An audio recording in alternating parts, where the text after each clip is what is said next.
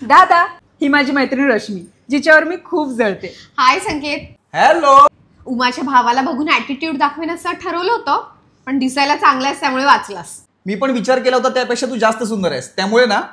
Hello. हा नाही, मी आज क्रिकेट खेळायला येत नाहीये कारण मला माझ्या बहिणीच्या मैत्रिणीला पाठवायचं. तुझी सेटिंग तर मी हिच्यासोबत लागूच देणार नाही. लग्न बिग्न झालं तर रोज घरात तुमची तोंड कोण बघेल? तोंड तर मलाही तुझं बघायला आवडत नाही, पण काय करणार. शॉपिंगला गेल्यावर भैयाजवळ बार्गेनिंग खूप छान करतेस ना, म्हणून आयुष्यात ठेवलंय तुला. जेन्युअनली मला तुझा चेहरा रोज बघायला इतका आवडेल ना, कारण माझ्या बहिणीचं थोबाट रोज रोज बघून मला इतका कंटाळा आलाय. तू तर फणा न काढता डसणारा साप निघालास रे. नुसता साप नाही, प्रेमात पडलेला साप.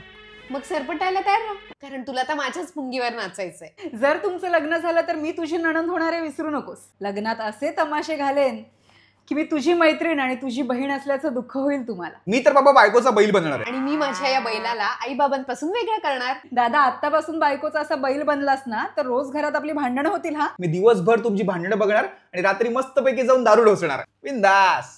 आणि घरी आल्यावरती आमचं लाथ्या बुक्क्यानी मार खाणार. आणि माझ्या नवऱ्याला तुडवलं म्हणून मी पुन्हा भांडणार. आणि घरात भांडणं सुरूच राहणार. तुमच्यासारख्या टॉक्सिक लोकांची अजिबात सेटिंग लागू नये याची मी पुरेपूर काळजी घेणार. ते आमचं आम्ही बघू.